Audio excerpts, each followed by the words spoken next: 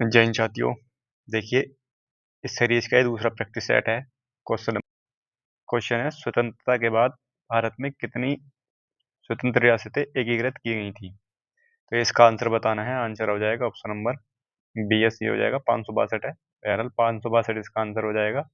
562 ऐसी रियासतें थी जो स्वतंत्रता के बाद एकीकृत की गई थी, और एकीकृत करने में सरदार वल्लभ भाई पटेल सरदार वल्लभ भाई पटेल इनका योगदान रहा था। इसके अलावा हैदराबाद हैदराबाद कश्मीर और जूनागढ़, ये ऐसी रियासतें थीं जिनसे सवाल देखने को मिलते हैं एग्जाम में। जैसे हैदराबाद, जब हैदराबाद को एकीकृत किया गया था तो उस समय हैदराबाद का निजाम कौन था, ये सवाल पूछ लिया जाता है। तो निजाम कौन था? तो निजाम था मीर उस्मान अली खान। मीर उस्मान अली खान हैदराबाद का निजाम था जिस समय इसको एकीकृत किया गया था, यानी कि ऑपरेशन पोलो के द्वारा इसे भारत में मिलाया गया था। और ये कब? 17 सितंबर 1947 को। 1947 17 सितंबर का दिन था। ऑपरेशन पोलो चलाया गया था। एक अभियान का नाम आता है इसका ऑपरेशन पोलो। ऑपरेशन पोलो, ये अभियान चलाया गया था और इसको मिला लिया गया था भारत संघ में। कश्मीर के बारे में आता है तो कश्मीर के राजा थे राजा हरि सिंह। राजा हरि सिंह थे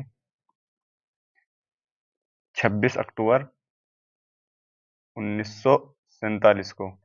ये विलय पत्र के द्वारा भारत में मिला लिया गया था। एक हमला हो गया था पाकिस्तान की तरफ से, तो फिर भारत से मदद मांगी गई थी, तो विलय पत्र के द्वारा कश्मीर को भारत में मिला लिया गया था 1947, 26 अक्टूबर और 17 सितंबर। जूनागढ़, नवाब कौन थे जूनागढ़ के? तो मोहब्बत अली खान।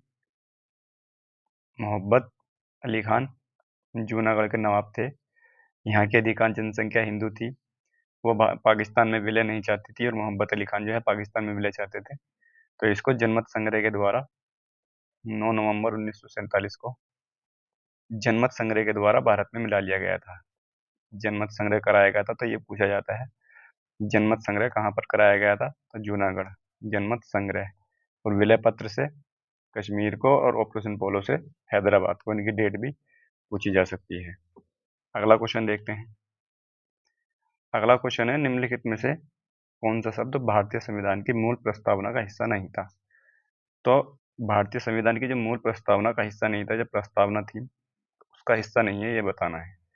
तो इसका आंसर हो जाएगा ऑप्शन नंबर ए ठीक हो जाएगा इसका, धर्मनिरपेक्ष। धर्मनिरपेक्ष जो था वो मूल प्रस्तावना का हिस्सा नहीं था। 42वें संविधान संशोधन 42वां संविधान संशोधन था 1976 में। इसमें 3 शब्द जोड़े गए थे, समाजवादी, समाजवादी, पंथ निरपेक्ष। हालांकि आसान क्वेश्चन है, लेकिन आसान क्वेश्चन ही एग्जाम में गलत हो जाते हैं और ये सबसे बड़ा लॉस होता है। और अखंडता, ये 3 शब्द थे जो जोड़े गए थे 42वें संविधान संशोधन 1976 के द्वारा। केवल एक बार संशोधन हुआ है ये 1976 में, अभी तक प्रस्तावना में केवल एक बार 42वां संशोधन हुआ है। इसके अलावा 13 दिसंबर 1946 को जो पंडित जवाहरलाल नेहरू ने जो उद्देश्य प्रस्ताव पेश किया था, उसी की ये रूपरेखा है। भारत की प्रस्तावना जो है 13 दिसंबर 1940 को पेश किया गया था और 22 जनवरी 1947 को संविधान सभा ने उसको पास कर दिया था। इसके अलावा इम्पोर्टेंट क्वेश्चन इसमें ये आते हैं कि जो प्रस्तावना है, प्रस्तावना संविधान की कुंडली है। ये किसने कहा था? कुंडली या जन्मपत्री आता है, तो किसने कहा था ये कहा था के एम मुंशी ने। के मुंशी ने प्रस्तावना को संविधान की कुंडली कहा है। इसके अलावा आता है कि परिचय पत्र। परिचय पत्र किसने कहा था? परिचय पत्र कहा था एन पालकीवाला ने। एन पालकीवाला, इन्होंने परिचय पत्र कहा था संविधान की प्रस्तावना को। एक आता है आत्मा। आत्मा किसने कहा था? आत्मा कहा था ठाकुरदास भार्गव ने। ठाकुरदास भार्गव ने प्रस्तावना को संविधान की आत्मा कहा था। तो ये इंपॉर्टेंट चीजें हैं।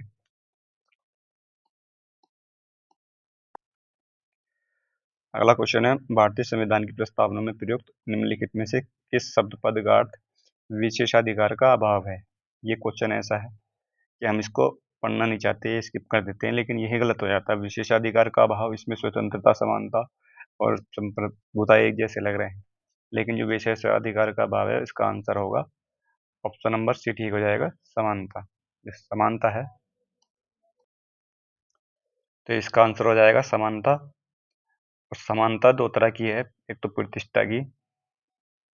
प्रतिष्ठा और अवसर की समानता संविधान में प्रस्तावना में दी गई है। और स्वतंत्रता की बात करें तो स्वतंत्रता विचार, अभिव्यक्ति, विश्वास, धर्म और उपासना, ये स्वतंत्रता दी गई है। और न्याय दिए गए हैं, 3 तरह के न्याय दिए गए हैं, हालांकि इम्पोर्टेंट नहीं है लेकिन पता होने चाहिए। सामाजिक, आर्थिक और राजनीतिक। पता इसलिए होने चाहिए, कुछ पता नहीं कैसे क्वेश्चन एग्जाम में आ जाए, फैक्ट बेस पे आ जाए या थ्योरी बेस पे आ जाए, कुछ नहीं पता, तो इसलिए ये चीज़ भी हमें पता होनी चाहिए। अब अगला सवाल देखते हैं। प्रस्तावना को संविधान की राजनीतिक कुंडली के रूप में किसने वर्णित किया था? तो ये क्वेश्चन मैंने उसमें बता दिया डिटेल में। तो कुंडली किसने कहा था? कुंडली कहा था केएम मुंशी ने। केएम मुंशी ने कुंडली कहा था प्रस्तावना को। और परिचय पत्र किसने कहा था? परिचय पत्र ये कहा था एन पालकीवाला ने। ये पालकीवाला ने कहा था, पालकीवाला। और आत्मा किसने कहा था? प्रस्तावना को आत्मा कहा था ठाकुरदास भार्गव ने। ठाकुरदास भार्गव। और इसके अलावा एक आता है आर्टिकल 32, संवैधानिक उपचारों का अधिकार है। इसको संविधान की आत्मा और हृदय किसने कहा था? आत्मा और हृदय, तो ये कहा था भीमराव अंबेडकर ने। भीमराव अंबेडकर ने कहा था। तो इसमें कंफ्यूज नहीं होना। मान लिया एक क्वेश्चन आ गया और आ गया प्रस्तावना के बारे में और ऑप्शन में दे रखा था बी आर अम्बेडकर, तुमने बी आर अम्बेडकर लगा दिया, तो इस चीज में कंफ्यूज नहीं होना है। मौलिक अधिकारों का जो है 32वां, इसको आत्मा और हृदय कहा था भीमराव अम्बेडकर ने। और प्रस्तावना को कहा था कुंडली और सॉरी आत्मा, ये ठाकुरदास भार्गव ने कहा था। तो ये इसमें कंफ्यूज नहीं होना है। अगला क्वेश्चन देखते हैं। अगला क्वेश्चन है, प्रसिद्ध केशवानंद भारती 1973 का वाद निम्नलिखित में से किस मामले से संबंधित था? तो 1973 का वाद था ये। तो ये किस मामले से संबंधित था? तो ऑप्शन नंबर ए ठीक हो जाएगा इसका, प्रस्तावना का उत्तरदायित्व। प्रस्तावना का उत्तरदायित्व केशवानंद भारती 1973 का वाद था। इसके अलावा एक वाद बेरूबारी था। बेरूबारी इस प्रस्तावना से संबंधित वाद है। बेरूबारी ये था 1960 का मामला था, यूनियन बेरूबारी, बेरूबारी बनाम यूनियन का ये मामला था 1960 का। इसमें कहा गया था कि प्रस्तावना जो है, प्रस्तावना संविधान का हिस्सा नहीं है। संविधान का हिस्सा नहीं है, और हिस्सा नहीं है तो संशोधन भी नहीं किया जा सकता। हिस्सा नहीं है, संशोधन भी नहीं किया जा सकता। तो ये बात कही गई थी बेरूबारी के 1960 के बाद में। इसके बाद 1973 का बाद था केशवानंद भारती, भारती बनाम केरल राज्य। ये 1973 का था। इसमें कहा गया था कि प्रस्तावना जो है, प्रस्तावना संविधान का अभिन्न अंग है। अभिन्न अंग है और इसमें संशोधन किया जा सकता है। तो संशोधन किया जा सकता है, अगर अभिन्न अंग है तो संशोधन किया जा सकता है। तो ये याद रखना है। अगला सवाल देखते हैं। भारतीय संविधान का कौन सा अनुच्छेद, भारतीय संविधान का कौन सा अनुच्छेद यह है नए, यहाँ पर नए है, यहाँ पर ये नए राज्यों के गठन और मौजूदा राज्यों के क्षेत्र और सीमाओं या नामों में परिवर्तन से संबंधित है। तो ये भाग 1 से संबंधित क्वेश्चन है। भाग एक में क्या है? भाग 1 में दिया गया है संघ और उसका राज्य क्षेत्र। संघ और उसका राज्य क्षेत्र, ये भाग 1 में दिया गया है। और आर्टिकल कितने हैं इसमें? 1 से लेकर 4 तक इसमें आर्टिकल है। इसके अलावा अगर आर्टिकल्स की बात करें हम, तो आर्टिकल 1 जो है, तो ये क्या कहता है? आर्टिकल 1 कहता है कि इंडिया इंडिया अर्थात भारत राज्यों का संघ होगा, राज्यों का संघ है। ये बात इसमें कही गई है। इसी से भी क्वेश्चन बन जाता है। हालांकि पहला आर्टिकल याद है हर आदमी को कि इंडिया अर्थात भारत राज्यों का संघ है, लेकिन इसी से भी क्वेश्चन बन जाता है। यहाँ से बन जाता है कि राज्यों का संघ है या राज्य संघ है। इस तरह से ऑप्शन दे दिए जाते हैं कंफ्यूजिंग, और ये गलत हो जाता है। इसके अलावा आर्टिकल 2 है। आर्टिकल 2 क्या कहता है? आर्टिकल 2 में नए राज्यों का प्रवेश है। जो नए राज्य होंगे उनका प्रवेश है, नए राज्यों का प्रवेश। सिक्किम को मिलाया गया था आर्टिकल 2 के तहत। सिक्किम को भारत में मिलाया गया था। एक सिक्किम इसका एग्जाम्पल है। इसके अलावा एक आर्टिकल है 3। आर्टिकल 2 और आर्टिकल 3 में यही डिफरेंस है कि इसमें नए राज्यों का प्रवेश होता है, और आर्टिकल 3 में जो है वो नए राज्यों का निर्माण होता है। जो मौजूदा राज्य होते हैं उन्हीं में से नए राज्यों का निर्माण काट के आधा आधा दो कर दिए, दो जगह बना दिए, दो हिस्से कर दिए। तो नए राज्यों का निर्माण होता है इसमें। और प्लस जो मौजूदा राज्य हैं उनके नाम और क्षेत्र या सीमा में परिवर्तन, ये आर्टिकल 3 में है। आर्टिकल 4 क्या कहता है? आर्टिकल 4 ये कहता है कि जो आर्टिकल 2 और 3 के तहत जो भी बनाए गए कानून होंगे वो 368 के तहत नहीं माने जाएंगे। यानी कि इसके तहत जो भी कानून बनाए जाएंगे, इसके तहत बनाए गए कानून आर्टिकल 368 के तहत नहीं माने जाएंगे। यानी कि इसमें जो संशोधन होगा तो संशोधन से संबंधित है आर्टिकल 368, तो इसके तहत नहीं माने जाएंगे। ये बात इसमें कही गई है। और ये जो इसके बनाए हुए जो कानून हैं आर्टिकल 4 के तहत, तो वो साधारण बहुमत द्वारा पारित किए जा सकते हैं। साधारण बहुमत के से पारित किए जा सकते हैं। यानी कि 2 और 3 के जो हैं ये साधारण बहुमत की आवश्यकता होती है इसमें, बहुमत की, तो इससे पारित हो सकते हैं ये। अगला सवाल देखते हैं। भारत में नागरिकता अधिनियम किस वर्ष पारित किया गया था? भाग 1 हमें इतना ही ध्यान रखना है। भाग 1 में जितनी बातें हैं इतनी बातें याद रखनी है भाग 1 के लिए। अब देखते हैं हम अगला क्वेश्चन। भारत में नागरिकता अधिनियम किस वर्ष पारित किया गया था? तो नागरिकता अधिनियम ये पारित किया गया था 1955 में। ऑप्शन नंबर बी ठीक हो जाएगा। ये सी की जगह दिया गया है 1955 में। नागरिकता भाग 2 में है। भाग 2 में नागरिकता है, और आर्टिकल इसमें 5 से लेकर 11 तक दिए गए हैं। इसमें अब तक 6 बार संशोधन हो चुका है। 6 बार संशोधन, इस अधिनियम में 6 बार संशोधन हो गया। पूछा जा सकता है कोई सभी।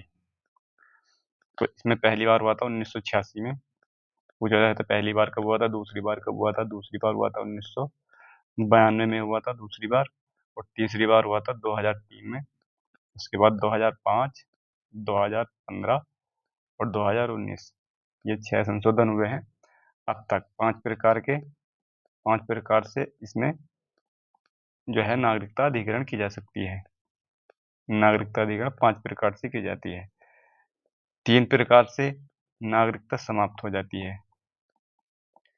3 प्रकार है नागरिकता के समाप्ति के, और 5 प्रकार है नागरिकता के अधिग्रहण के। 3 प्रकार नागरिकता की समाप्ति के कौन कौन से हैं? नागरिकता की समाप्ति ये हमें पता होने चाहिए। नागरिकता की समाप्ति के 3 हैं। इसमें से एक तो स्वेच्छा से छोड़ने पर, या किसी दूसरे देश की ले ली और भारत की स्वेच्छा से छोड़ने पर, तो एक तरीका तो यह है। और दूसरा है बर्खास्तगी। बर्खास्तगी कर दी जाती है कब? दूसरे देश की नागरिकता ले ली जाती है। ये स्वेच्छा से छोड़ने पर है पहली वाली। दूसरी जो है बर्खास्तगी कब होती है? बर्खास्तगी जब दूसरे देश की नागरिकता ले ली जाती है, दूसरे देश की। इसके अलावा तीसरा इसमें क्या है? तीसरा वंचित होना। वंचित होने से, वंचित होना कैसे वंचित? यानी कि झूठे प्रपत्र हों, झूठे कागजात हों, या दुश्मन देश के से के साथ कोई सूचना शेयर कर दी, ठीक है, इस तरह से ये वंचित होने का। अगला सवाल देखते हैं, भारतीय संविधान के निम्नलिखित में से कौन से अनुच्छेद नागरिकता से संबंधित हैं? तो नागरिकता से कौन से आर्टिकल 5 से लेकर 11 तक है, 5 से लेकर 11 तक है, कौन कौन से हैं? आर्टिकल नंबर 5, आर्टिकल 5 में क्या कहा गया है? तो इसमें कहा गया है कि संविधान के प्रारंभ में नागरिकता, संविधान के प्रारंभ में नागरिकता। इसके अलावा आर्टिकल 5, आर्टिकल 6 है, आर्टिकल 6 में क्या है? जब पाकिस्तान से भारत आने पर नागरिकता है, पाकिस्तान से भारत, पाकिस्तान से भारत आने पर नागरिकता है, और ये इसका समय है 19 जुलाई, इंपॉर्टेंट यही है इसका समय, 19 जुलाई 1948 से पहले। इसके अलावा आर्टिकल 7, आर्टिकल 7 में भारत से पाकिस्तान और फिर वापस भारत आने पर नागरिकता है। इसमें पहले भारत से पाकिस्तान, और उसका समय है 1 मार्च 1947 के बाद भारत से पाकिस्तान जाकर वापस आ गया, उसके लिए है आर्टिकल 8। आर्टिकल 8 में क्या है?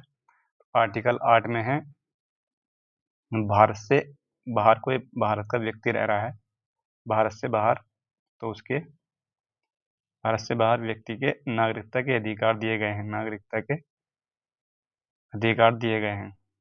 किसमें? आर्टिकल 8 में। आर्टिकल 9 में, आर्टिकल 9 में क्या दिया गया है? आर्टिकल 9 में दिया गया है कि बर्खास्तगी के बारे में जो अभी बताया था, बर्खास्तगी दूसरे देश की नागरिकता लेने पर,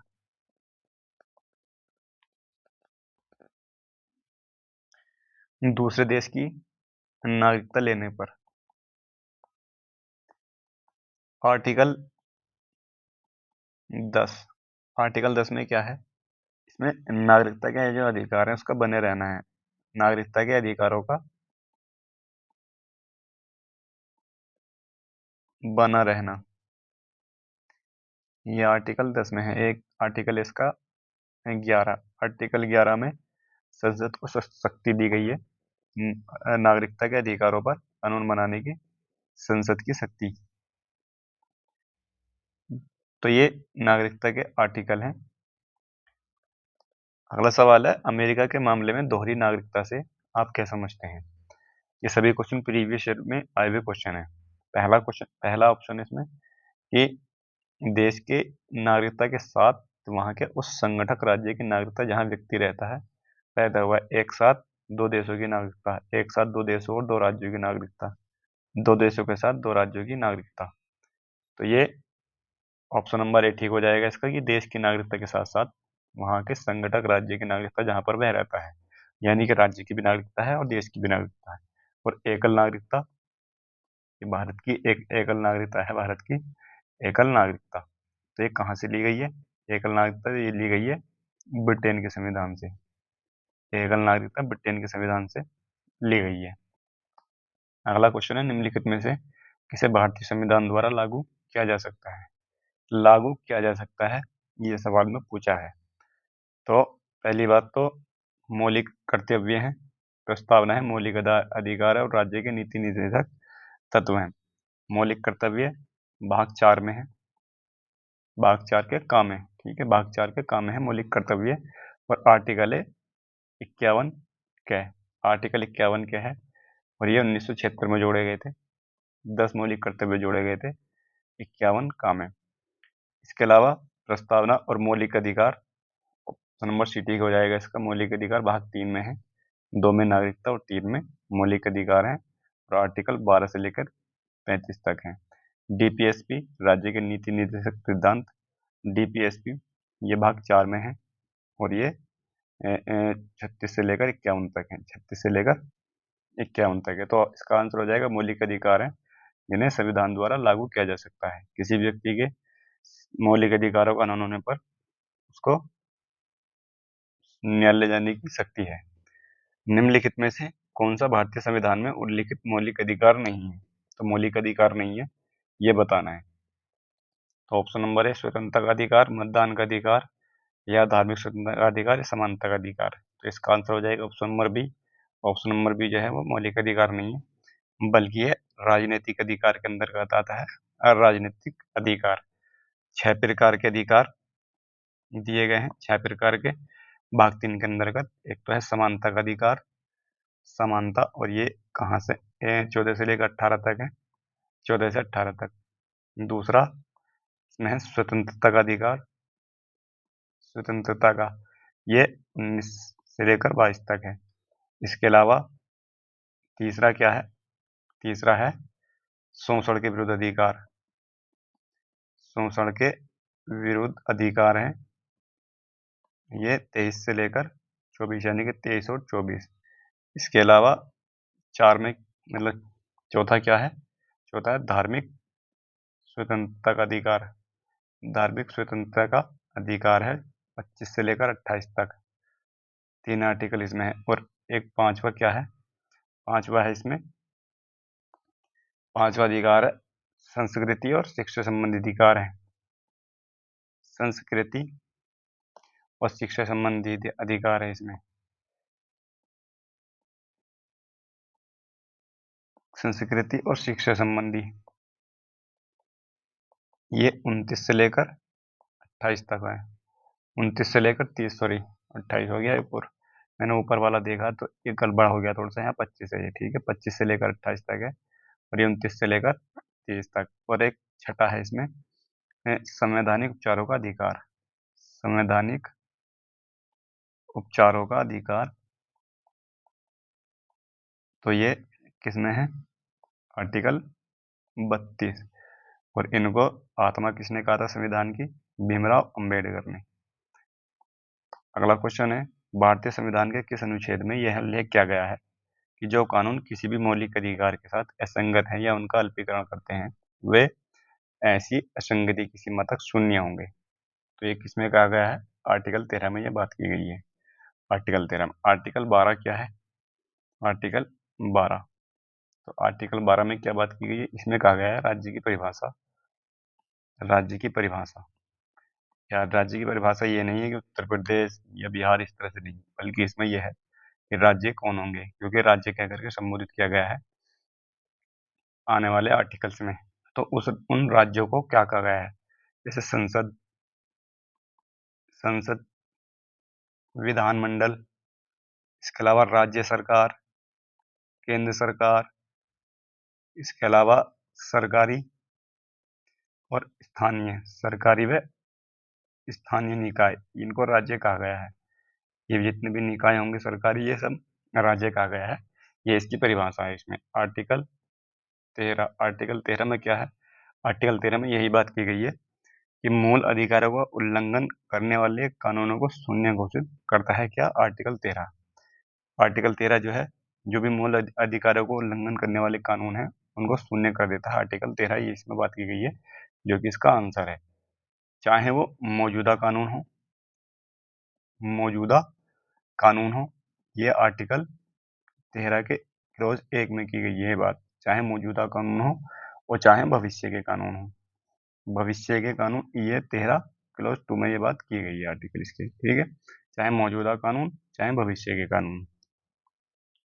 और आर्टिकल 13 जो है, आर्टिकल 13 की एक बात और इम्पोर्टेंट, न्यायिक समीक्षा स्थापित करता है, ठीक है।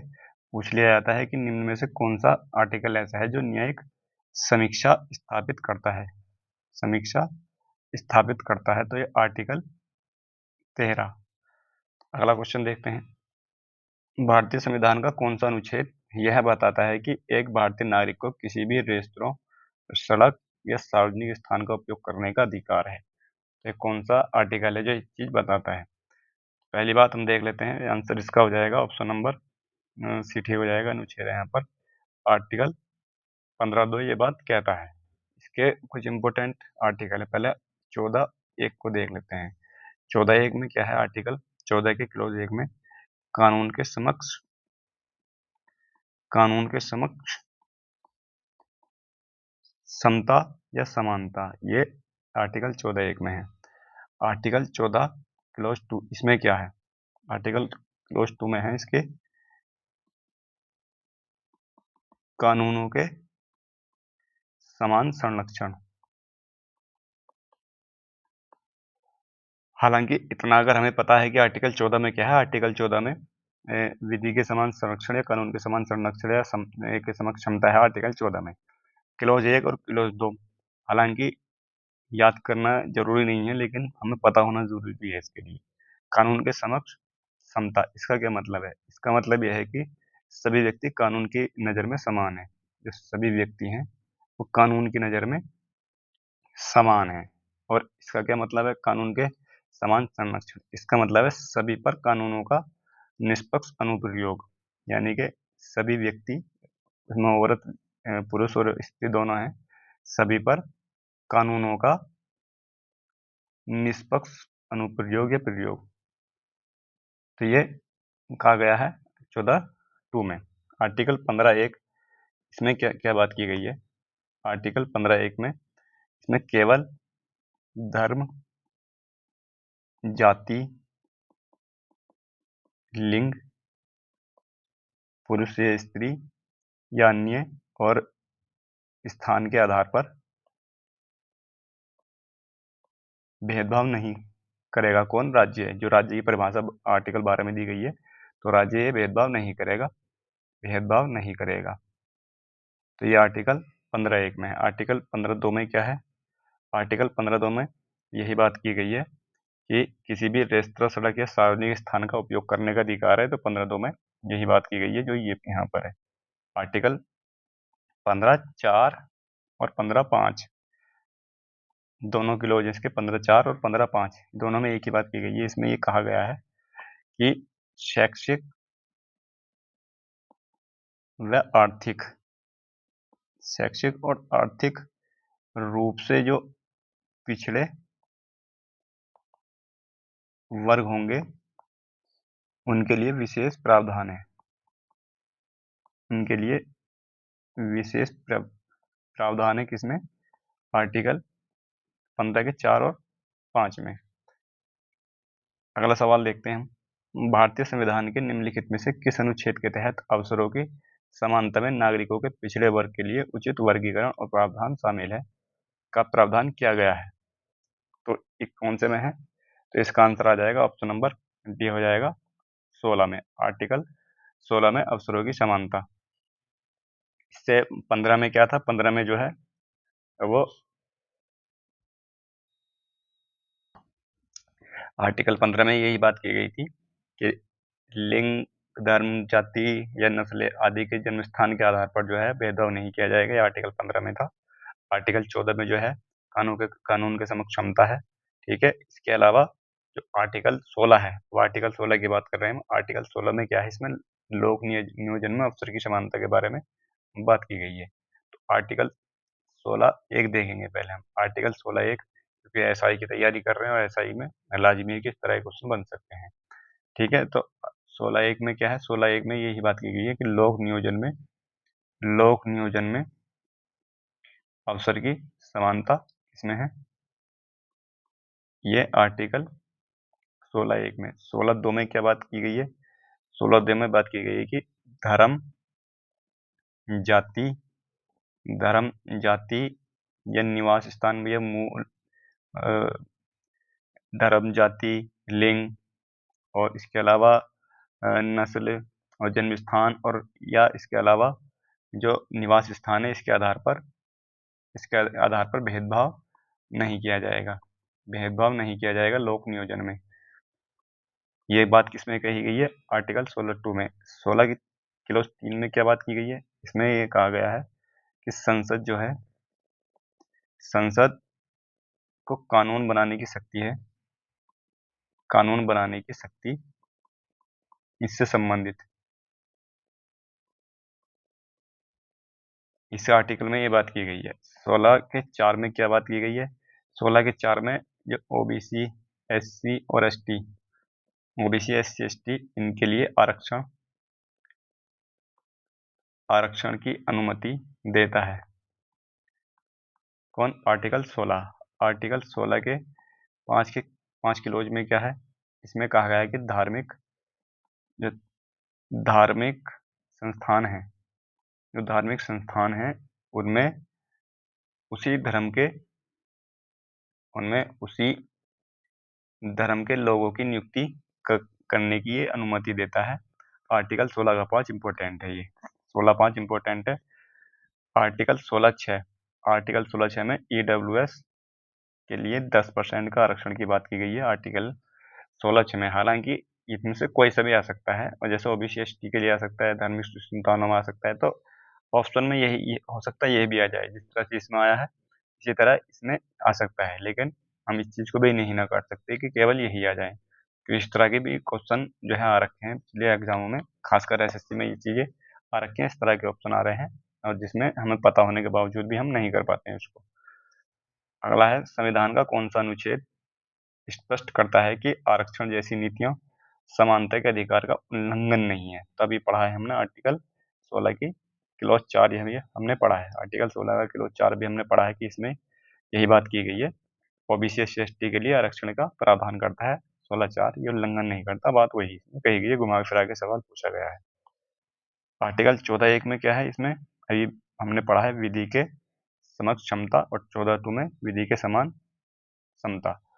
और आर्टिकल 16.4 में ये है ही, और 16.2 में क्या है, आर्टिकल 16.2 में धर्म, जाति, निवास स्थान के आधार पर जो है सरकारी नौकरियों में भेदभाव नहीं करेगा कौन, राज्य। ये 16.2 में बात की गई है। भारत के संविधान का कौन सा अनुच्छेद अस्पृश्यता की अवधारणा को समाप्त करता है और किसी भी रूप से इसके व्यवहार को निषिद्ध करता है? बहुत आसान है और इम्पोर्टेंट, बल्कि फेमस क्वेश्चन है, बहुत ज़्यादा आता है। आर्टिकल 17 में ये बात की गई है। आर्टिकल 17 अस्पृश्यता का अंत करता है। अगला क्वेश्चन है, भारत के संविधान का निम्नलिखित में से कौन सा अनुच्छेद सैन्य या अकादमिक वैशिष्ट्य को छोड़कर भारतीय राज्य द्वारा कोई उपाधि प्रदान किए जाने से निषेधित करता है? तो इसका आंसर हो जाएगा 18। आर्टिकल 18 में क्या है, उपाधियों का अंत है।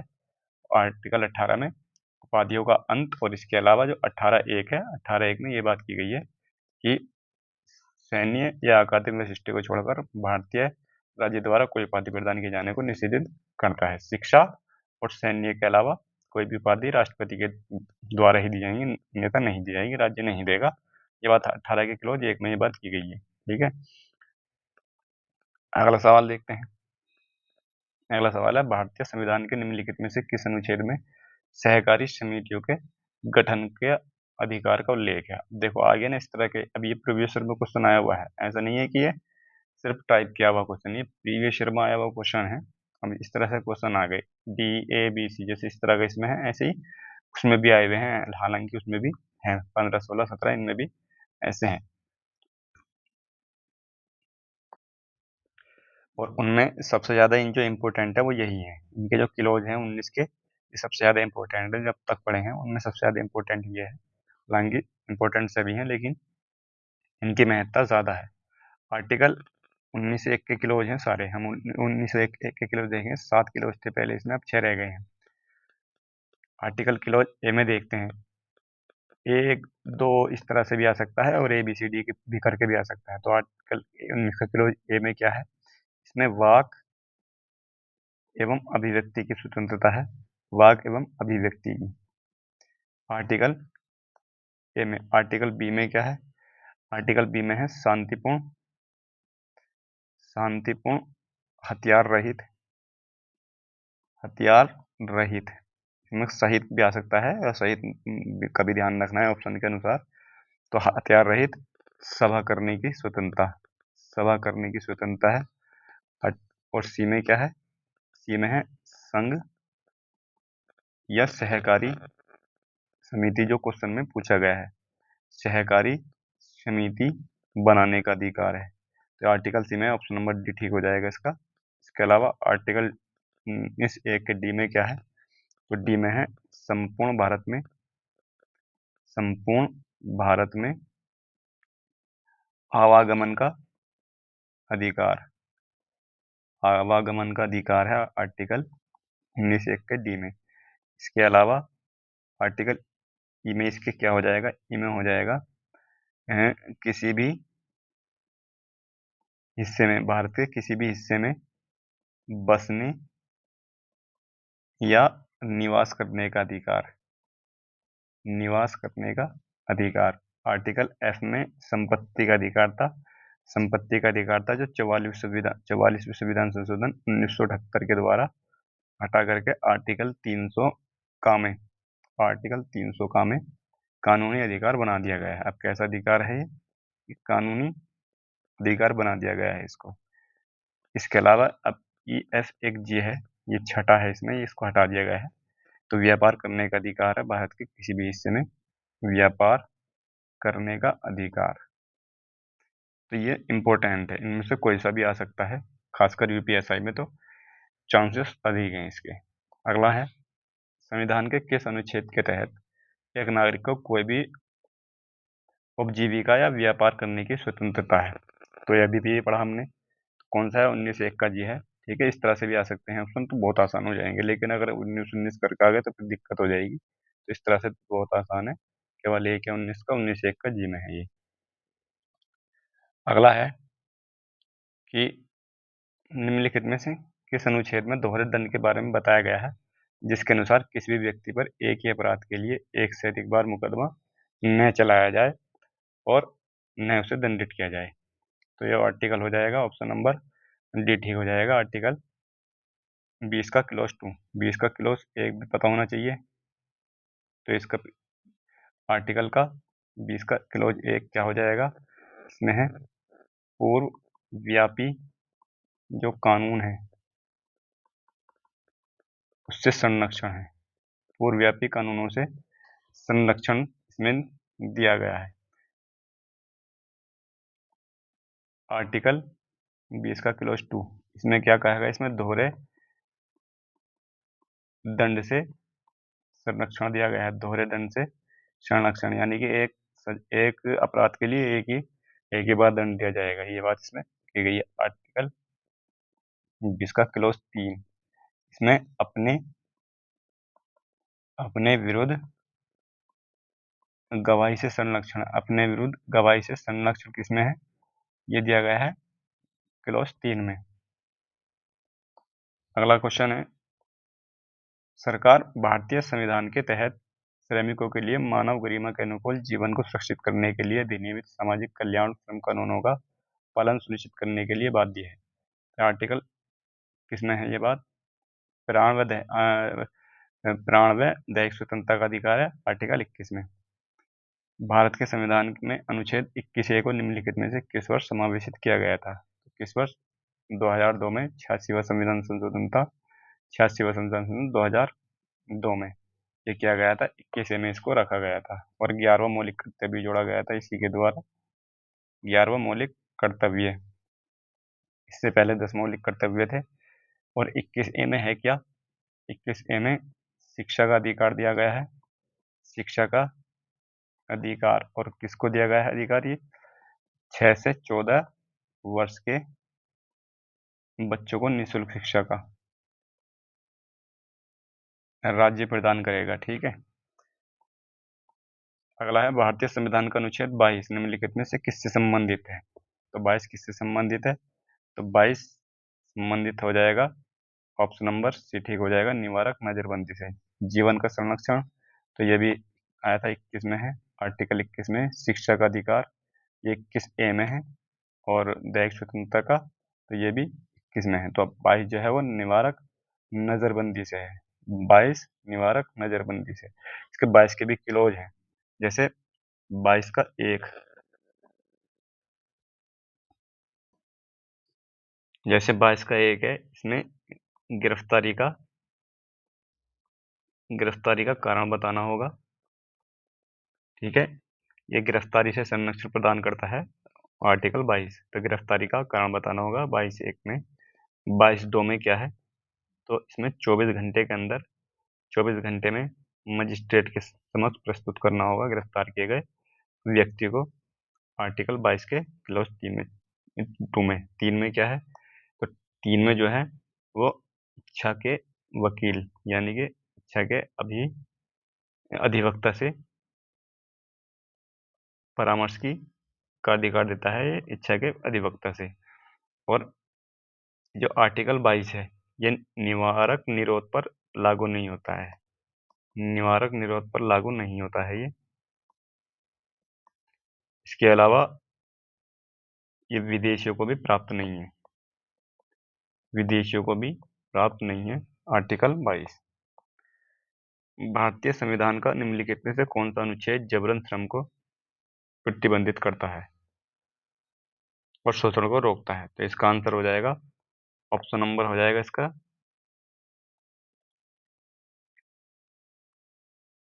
ऑप्शन नंबर हो जाएगा 23, ऑप्शन नंबर भी हो जाएगा आर्टिकल 23।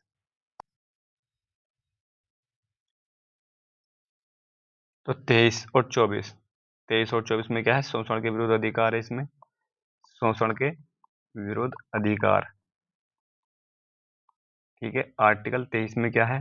आर्टिकल 23 में जबरन श्रम, जबरन श्रम, ये इसमें बलात् श्रम भी लिखा हुआ आ सकता है, बलात् श्रम को प्रतिबंधित करता है। आर्टिकल 24 में क्या है?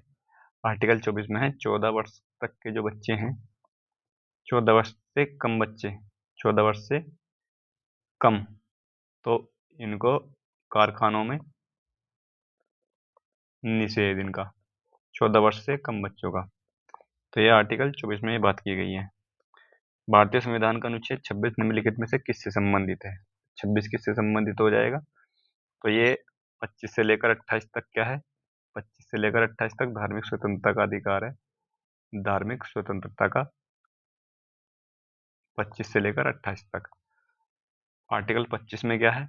आर्टिकल 25 में है किसी भी धर्म को, किसी भी धर्म को मानने की, उसका पालन करने की आज़ादी या मानने की स्वतंत्रता, ये बात की गई है आर्टिकल 25 में। आर्टिकल 26 में क्या है? आर्टिकल 26 में है धार्मिक कार्यों का प्रबंध कर सकता है, धार्मिक कार्यों के लिए प्रबंध कर सकता है कोई भी व्यक्ति। ये आर्टिकल 26 में है। आर्टिकल 27 में, आर्टिकल 27 में किसी विशिष्ट धर्म के विरुद्ध अभिवृद्धि के लिए करों के समुदाय के बारे में है, ये आर्टिकल 27 में बताया गया है। आर्टिकल 28 में, आर्टिकल 28 में क्या क्या बताया गया है? तो इसमें बताया गया है कि शिक्षा संस्थाओं में धार्मिक उपासना में उपस्थित हो सकता है कोई भी व्यक्ति, तो यह आर्टिकल 28 में बताया गया है। तो इसका आंसर हो जाएगा 26 का, इसका हो जाएगा धार्मिक कार्यों के प्रबंध की स्वतंत्रता है आर्टिकल 26 में। अगला क्वेश्चन, भारत के संविधान का कौन सा अनुच्छेद अल्पसंख्यकों के द्वारा शिक्षण संस्थानों की स्थापना और प्रशासन करने का अधिकार निर्दिष्ट करता है? तो इसका आंसर हो जाएगा, शिक्षण संस्थानों के बारे में बताया गया आर्टिकल 29 में, और आर्टिकल 30 में, सॉरी, आर्टिकल 29 में क्या बताया गया? इसमें आर्टिकल 29 में इनका हितों का संरक्षण है, अल्पसंख्यकों के हितों का संरक्षण। और आर्टिकल 30 में शिक्षण संस्थानों की स्थापना प्रशासन करने का अधिकार, आर्टिकल 30 में। सूची 2 को मिलाना है, कि जोड़ी बनानी है। तो बंदी प्रत्यक्षीकरण, ये किसमें चला जाएगा? ये चला जाएगा उपस्थित होना, प्रत्यक्ष उपस्थित होना। और परामादेश ये हो जाएगा हम आदेश देते हैं। और अधिकार परीक्षा हो जाएगा, ये हो जाएगा दावे की वैधता की जांच करना। और उत्प्रेषण रेट कहते हैं प्रमाणित किया जाए।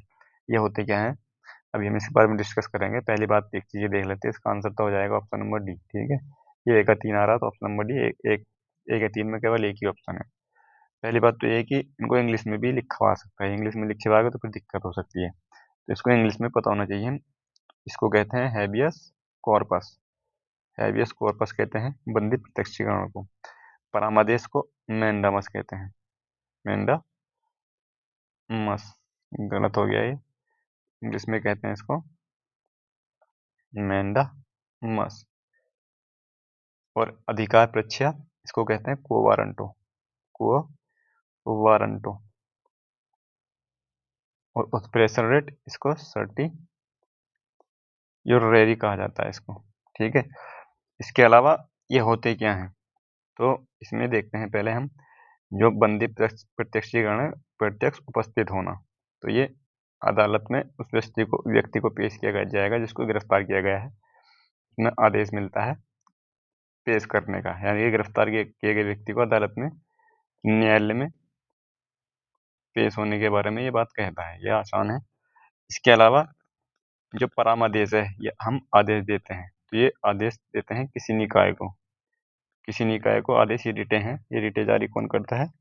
Supreme court, supreme court article 32 के तहत, और हाई कोर्ट 226 के तहत जारी करता है। तो वही आदेश देगा, तो वही आदेश देगा किसी भी निकाय को, सरकारी निकाय को आदेश देते हैं। ठीक है, इसके अलावा अधिकार परीक्षा, इसमें दावे की वैधता की जांच, यानी कि किसी व्यक्ति द्वारा अगर कोई सरकारी पद के दावे की बात करता है तो उसकी वैधता की जांच इसमें बताई गई है। किसकी?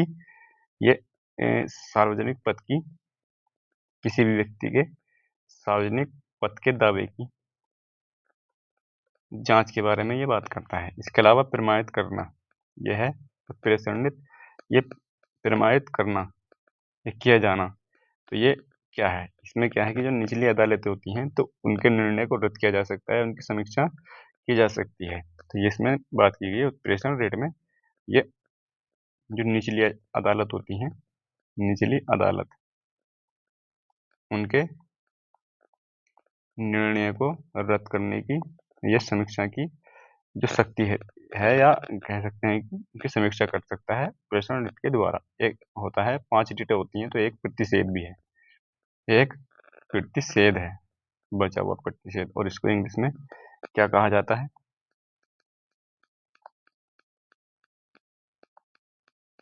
एक प्रतिषेध है, प्रतिषेध, इसको इंग्लिश में कहा जाता है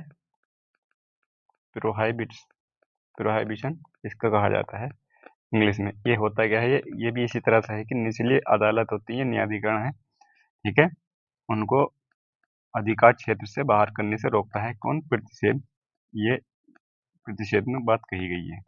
प्रतिषेध के तहत निचली अदालत को या न्यायाधिकरण को उसके अधिकार क्षेत्र से बाहर काम करने से रोक सकता है। अगला क्वेश्चन है, जब न्यायालय को पता चलता है कि किसी व्यक्ति की गैरकानूनी गिरफ्तारी हुई है तब कौन सी रिट जारी की जाती है? तो कौन सी रिट जारी की जाती है जब गैरकानूनी गिरफ्तारी हो? तो बंदी प्रत्यक्षीकरण में जारी की जाती है, बंदी प्रत्यक्षीकरण, इसको हैबियस कॉर्पस बोलते हैं, हैबियस हैबियस कॉर्पस। अधिकार परीक्षा, इसको क्वो वारंटो, और इसके अलावा परामादेश, मैंडमस, और निषेध प्रतिषेध यानी कि प्रोहाइबिशन, ये बोलते हैं इसको। इसके अलावा एक और है, इसमें एक और कौन सी है? एक अधिकार परीक्षा भी होगी, परामादेश, बंदी प्रत्यक्षीकरण, निषेध, एक होगी उत्प्रेषण, एक उत्प्रेषण और है इसमें। तो उत्प्रेषण, इसको क्या बोलते हैं? सर्टिओरेरी।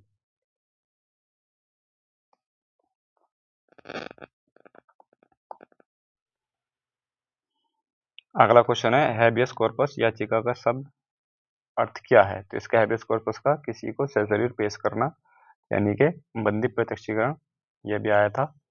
अगला है, अनुच्छेद 32 को भारतीय संविधान का हृदय और आत्मा किसने कहा था? तो किसने कहा था? ये भीमराव अम्बेडकर ने कहा था भारतीय संविधान का अनुच्छेद 32 को। और ठाकुर भारत ने किसको कहा था? प्रस्तावना को। ठीक है, प्रस्तावना को। अगला क्वेश्चन देखते हैं। अगला क्वेश्चन है, भारतीय संविधान के निम्नलिखित में से कौन सी राज्य के नीति निर्देशक सिद्धांतों की एक विशेषता है? तो इसकी कौन सी विशेषता है? राज्य के विरुद्ध होते हैं, ये तो है नहीं, लागू नहीं किया जा सकता, ये ठीक है, इनको लागू नहीं किया जा सकता है। नकारात्मक नहीं, सकारात्मक प्रवृत्ति के होते हैं ये, सकारात्मक। और आपातकाल के दौरान निलंबित किए जा सकते हैं, तो मूलाधिकार, उन्हें निलंबित किया जा सकता है, इनको नहीं निलंबित किया जा सकता है। तो ये ऑप्शन नंबर बी ठीक हो जाएगा इसका। अगला सवाल है, ए और बी एक रेस्तरां में प्रबंधकों के रूप में काम कर रहे हैं, लेकिन उन्हें समान काम के लिए असमान वेतन मिलता है। राज्य के नीति निर्देशक, इनको डीपीएसपी बोलते हैं, ठीक है। डीपीएसपी का कौन सा अनुच्छेद समान काम के लिए समान वेतन का प्रावधान करता है? तो समान वेतन के लिए समान काम के लिए समान वेतन, ये आर्टिकल बी यानी कि अनुच्छेद 39 में बात की गई है। 39 के भी कई सारे क्लोज हैं, इसमें से देखते हैं आर्टिकल 36। आर्टिकल 36 में क्या है? इसमें कहा गया है कि राज्य की परिभाषा, राज्य की परिभाषा इसमें दी गई है। कौन सी परिभाषा? जो आर्टिकल 12 में है वही है सेम। और आर्टिकल 37, आर्टिकल 37 में क्या है? इसमें डीपीएसपी, जो डीपीएसपी है, नीति निर्देशक सिद्धांत, ये न्यायालय द्वारा लागू नहीं होंगे, नहीं कराए जा सकते, ठीक है। ये आर्टिकल 37 में। आर्टिकल 38 में क्या है? इसमें कल्याणकारी राज्य की कल्पना है, राज्य की बात की गई है। आर्टिकल 38 में आर्टिकल 39, जो आर्टिकल 39 है इसका क्लोज ए देखेंगे। पहले हम इसके क्लोज ए में क्या है। क्लोज ए में यह है कि सभी के लिए आजीविका, ठीक है, आजीविका के पर्याप्त साधन, आजीविका के पर्याप्त साधन इसमें कहा गया है। इसके अलावा 39 बी में क्या कहा गया है। 39 बी में भौतिक संसाधनों का, जो भौतिक संसाधन है, भौतिक संसाधनों का वितरण करना। इसके अलावा 39 सी में यही बात की गई है कि धन के संकेंद्रण को रोकना, यानी कि जो धन का संकेंद्रण है उसको रोकना, धन के संकेंद्रण को रोकना। इसके अलावा आर्टिकल 40 या 39 के डी में क्या है, डी 39 डी, इसमें ये बात की है कि समान काम के लिए समान वेतन, समान काम के लिए समान वेतन। और इसका एक 39 A B C D E आ जाएगा। 39 का ई, इसमें क्या है, इसमें जो श्रमिक हैं उनको हानिकारक नौकरी से के लिए मजबूर नहीं करना, यानी कि मजबूर नहीं किया जाएगा। जो श्रमिक है उनको हानिकारक नौकरी के लिए, जो हानिकारक नौकरी होती है शरीर के लिए, स्वास्थ्य के लिए, उनके लिए मजबूर नहीं करेगा राज्य। तो ये 39 में है। अगला है, राज्य के नीति निर्देश सिद्धांतों के किस अनुच्छेद के तहत मातृत्व अवकाश पर एक कामकाजी महिला को नियोक्ता से सभी मातृत्व लाभ प्राप्त करना चाहिए। तो ये किसमें है, तो ये हो जाएगा आर्टिकल 42, ऑप्शन नंबर बी ठीक हो जाएगा। आर्टिकल 42 में ये बात की गई है। और आर्टिकल 43 में क्या है, इसमें जो मजदूर हैं इनको निर्वाह मजदूरी, मजदूरों को निर्वाह मजदूरी, यानी कि उतनी मजदूरी जितने से उसका निर्वाह हो, इतनी तो होनी चाहिए मजदूरी। ये बात मतलब निर्वाह मजदूरी एवं कुटीर उद्योग है उनका का प्रोत्साहन, कुटीर उद्योगों का प्रोत्साहन। ये बात आर्टिकल 43 में की गई है। 42 में ये जब प्रसूति सहायता, जो क्वेश्चन है हमारा वही बात है, प्रसूति सहायता और कामकाजी महिला को नियोक्ता के रूप में मातृत्व लाभ प्राप्त करना चाहिए। आर्टिकल 44 में क्या है, इसमें समान नागरिक संहिता है, समान नागरिक संहिता, यह आर्टिकल 44 में है। इसके अलावा आर्टिकल 45 में क्या है, जो बालकों को निःशुल्क अनिवार्य शिक्षा 0 से 6 वर्ष तक के लिए और उनकी देखभाल और निःशुल्क शिक्षा के बारे में बात की गई है। 0 से 6 वर्ष के लिए माता पिता, अभिभावक या जो देखभाल करता है उसका कर्तव्य होगा, ठीक है। तो ये है इम्पोर्टेंट कुछ। आर्टिकल 41 है और है, आर्टिकल 41 में है कि कुछ दशाओं में काम, शिक्षा और लोक सहायता पाने का अधिकार होगा किनका, जैसे बेरोजगारी की दशा में, बुढ़ापे की दशा में और विकलांगता की दशा में जो है काम, शिक्षा और लोक सहायता पाने का अधिकार होगा। आर्टिकल 41 में ये बात की गई है।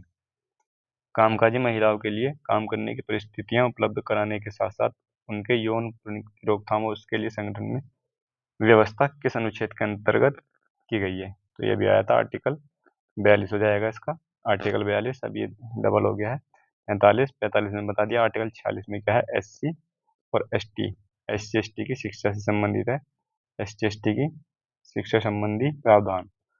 आर्टिकल 43 में जो मजदूर हैं उनको निर्वाह मजदूरी की बात की गई है इसमें। भारतीय संविधान के अनुच्छेद 43 के संबंध में निम्नलिखित में से कौन सा कथन सही है, कौन सा कथन सही है। इसे 44वें संविधान संशोधन में शामिल किया गया था, तो गलत हो जाएगा। 43 को 42वें संविधान संशोधन द्वारा शामिल किया गया था। यह आजीविका के अधिकार से संबंधित है, तो ये आजीविका के अधिकार से संबंधित है। कौन सा, 39 आजीविका के अधिकार से, तो ठीक है। और इसे 2002 में शामिल किया गया था, तो ये भी गलत हो जाएगा क्योंकि 42वां संविधान संशोधन था, 1976 में इसको शामिल किया गया था। यह सहकारी संगठन से संबंधित है, ये ठीक हो जाएगा।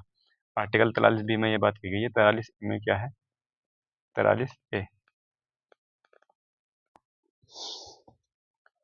आर्टिकल 43A में क्या है, इसमें उद्योगों के प्रबंध करने की जो है कामगारों को भाग लेना होगा। जैसे उद्योग है उनका प्रबंध करना है, तो उसमें जो कामगार हैं तो उनको भाग लेना होगा, कामगारों को भाग लेना होगा, सहायता करनी होगी, ये बात इसमें कही गई है। आर्टिकल 43B में क्या है, आर्टिकल 43B में सहकारी समितियां हैं, सहकारी समितियां का प्रबंध करेगा कौन, राज्य। तो ये आर्टिकल 43B में बात की गई है। अगला है पोषण अभियान 0 से 6 वर्ष तक के बच्चों के पोषण स्तर को प्राप्त करने का एक कार्यक्रम है। भारतीय संविधान के निम्नलिखित में से कौन सा अनुच्छेद पोषण स्तर के बढ़ाने का प्रावधान करता है। इसका आंसर हो जाएगा, पोषण के लिए आ जाएगा 45, आर्टिकल 45 पोषण के लिए आ जाएगा। आर्टिकल 44 में नागरिक संहिता, समान नागरिक संहिता, और 47 में पोषाहार, पोषाहार है, पोषाहार व जीवन स्तर, जीवन स्तर इसको ऊंचा करना, जीवन स्तर को ऊंचा करना, ऐसा मान लो, जीवन स्तर को ऊंचा करना ये किसमें है, आर्टिकल 47 में। आर्टिकल 46 में क्या है, SC/ST की शिक्षा है, ठीक है, SC/ST की शिक्षा किसमें है, आर्टिकल 46 में। भारतीय संविधान का कौन सा अनुच्छेद कार्यपालिका से न्यायपालिका के पृथक्करण का प्रावधान करता है। तो आर्टिकल 50 हो जाएगा ये, 50। आर्टिकल 48 में क्या है, ये कृषि और पशुपालन से संबंधित है, कृषि और पशुपालन। इसके अलावा इसमें आर्टिकल 48 ये जोड़ा गया था, इसमें वन्य जीवों के संरक्षण के बारे में है। वन्य जीवों का संरक्षण राज्य का कर्तव्य होगा, और ये भी 42वें संविधान संशोधन 1976 द्वारा जोड़ा गया था। आर्टिकल 45 में 0 से 6 वर्ष तक के बच्चों की देखभाल और शिक्षा के बारे में है। आर्टिकल 49 में क्या है, जो राष्ट्रीय महत्व के जो स्मारक हैं, राष्ट्रीय महत्व के स्मारकों का संरक्षण करना राज्य का कर्तव्य होगा, ये भी इसमें कहा गया आर्टिकल 49 में। भारत के संविधान का कौन सा अनुच्छेद अंतर्राष्ट्रीय शांति और सुरक्षा को बढ़ावा देने से संबंधित है। तो अंतर्राष्ट्रीय शांति और सुरक्षा को बढ़ावा देने से संबंधित कौन सा हो जाएगा, आर्टिकल 51 हो जाएगा। अगला क्वेश्चन है, भारत में निम्नलिखित में से कौन सा राज्य के नीति निर्देश सिद्धांतों का गांधीवादी सिद्धांत है। तो गांधीवादी सिद्धांत कौन सा हो जाएगा, आर्टिकल 40 हो जाएगा, ऑप्शन डी हो जाएगा। आर्टिकल 40 में ग्राम पंचायत का गठन करना होता है, यही गांधीवादी है। तो गांधीवादी कौन से हैं, गांधीवादी एक तो 40 है, ठीक है, इसके अलावा एक 43B है और एक 47, ये गांधीवादी है। इसके अलावा आर्थिक व सामाजिक सिद्धांत है। और तीसरी टाइप कौन सी है, तीसरी टाइप है उदारवादी। तो इसमें कौन कौन से अनुच्छेद आते हैं, देखिए 40 और 47 सबसे पहले हम इसका निकाल लेंगे, हालांकि ये याद करने बहुत कठिन होते हैं वैसे तो।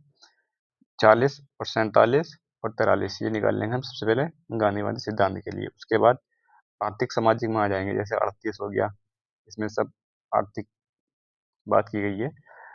41, 42, 43 और 43A, ठीक है। इसके अलावा सब उदारवादी में चले जाएंगे, जैसे कौन कौन से उदारवादी में, 44, 45, 48, 48A, इसके अलावा 49, 50 और 51 ये इसमें आ जाएंगे, ठीक है, इस तरह से याद कर सकते हैं। अगला है, भारतीय संविधान के निम्नलिखित में से कौन सा राज्य के नीति निर्देशक सिद्धांतों का एक उदारवादी सिद्धांत है। तो इसमें और बताना उदारवादी सिद्धांत कौन सा हो जाएगा, ये बताया था आर्टिकल 44, ठीक है।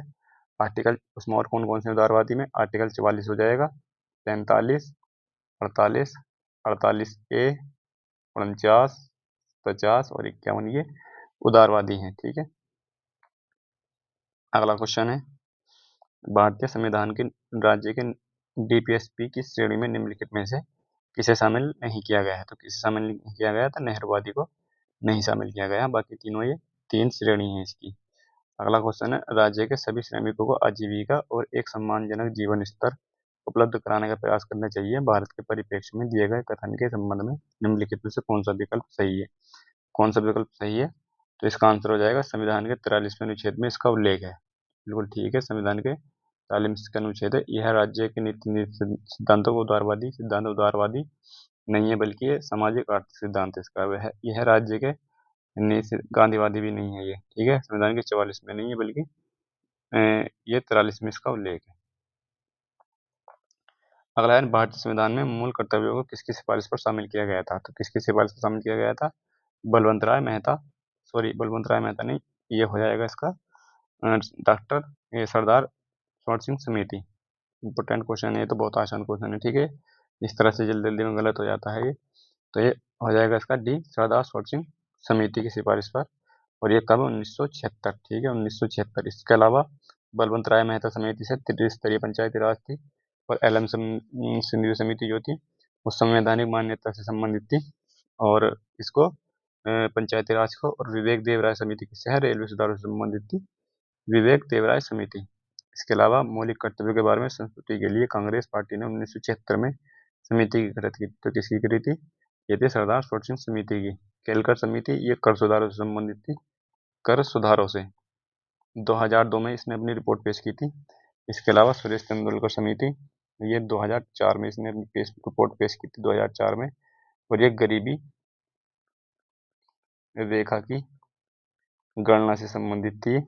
और आबिद हुसैन समिति ये लघु उद्योग थे, उनमें सेवा उद्योग को शामिल करने की से संबंधित थी।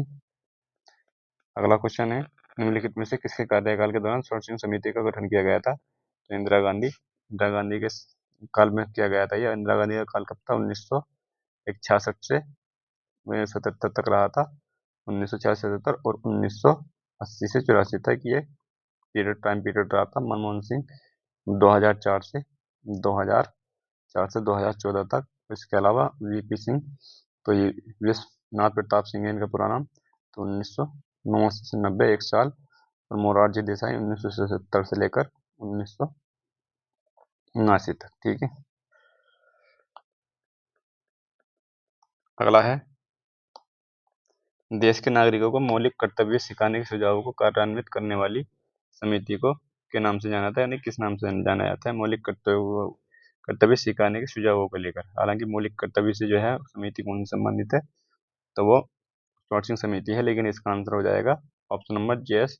वर्मा समिति हो जाएगा इसका आंसर। अगला है, देश की रक्षा करने और आह्वान किए जाने पर राष्ट्र की सेवा के लिए तत्पर रहने का उल्लेख के तहत किया गया है। तो ये आ जाएगा मूल कर्तव्यों के। मूल कर्तव्य में बात की गई है, ठीक है। इसमें 11 मौलिक कर्तव्य हैं। 86वें संविधान संशोधन 2002 के द्वारा 11वां जोड़ा गया था। अगला क्वेश्चन है, मौलिक कर्तव्य के बारे में निम्नलिखित में से कौन सा कथन सही नहीं है? कौन सा कथन सही नहीं है? ये प्रकृति में ज्ञान नियोजित है, तो ये ठीक है बिल्कुल। इन्हें 42वें संविधान संशोधन 1976 द्वारा शामिल किया था, बिल्कुल ठीक है। संविधान में इनका समावेश अमेरिकी से नहीं है, बल्कि रूस के संविधान से है, रूस के। इनका उल्लेख संविधान के अनुच्छेद 51 के में, ये भी ठीक है। तो ऑप्शन नंबर इसका ये ठीक हो जाएगा, जो कि गलत है। अगला है, निम्नलिखित में से कौन सा एक मौलिक कर्तव्य नहीं है? चुनाव के दौरान मतदान करना, यही नहीं है, ये मौलिक कर्तव्य नहीं है। बाकी ये मौलिक कर्तव्य है। निम्नलिखित में से किसी एक मौलिक कर्तव्य में प्रावधान है कि यह निर्धारित करता है प्रावधान कि भारतीयों को भारतीय राष्ट्रीय ध्वज और भारतीय राष्ट्रीय गान के प्रति सम्मान दिखाना चाहिए। देखो इस तरह से भी आ सकते हैं, फिर हम आ सकते हैं इनके। हालांकि 51 ए में है, ये तो पता है, लेकिन ये बी में है, डी में है, ए में है। हालांकि ये ऐसा नहीं कि सवाल टाइप हुआ है, ये प्रीवियस ईयर का क्वेश्चन है, जैसे सी में आया था, SSC में। इसके अलावा अब इसमें देख रहे हैं हमें, तो किसमें? तो ये हो जाएगा राष्ट्रीय ध्वज और राष्ट्रीय गान। तो ये किसमें है? राष्ट्रीय ध्वज और राष्ट्रीय गान के बारे में। तो ये है आर्टिकल 51 ए में, पहली में ही है। 51 ए के क्लॉज ए में ये बात की गई है। बी में क्या है? इम्पोर्टेंट है, स्वतंत्रता संग्राम के आदर्शों का पालन। इम्पोर्टेंट है। और डी में है देश की रक्षा, देश की रक्षा। और सी में क्या है? सी में है एकता व अखंडता, एकता व अखंडता सुनिश्चित करना। इसके अलावा एक एफ है और एक जी है, ये और इम्पोर्टेंट है। इसमें एफ में क्या है? इसमें सांस्कृतिक जो सांस्कृतिक विरासत है उसका सम्मान करना। इसके अलावा जो जी में क्या है, इसमें ये सबसे ज़्यादा इम्पोर्टेंट यही है, जी। जी और ए ये इम्पोर्टेंट है। इसमें जो है प्राकृतिक पर्यावरण की रक्षा। प्राकृतिक पर्यावरण की रक्षा में किसमें है, जी में। तो ये 50 क्वेश्चन थे, 50 क्वेश्चन थे इसमें ये।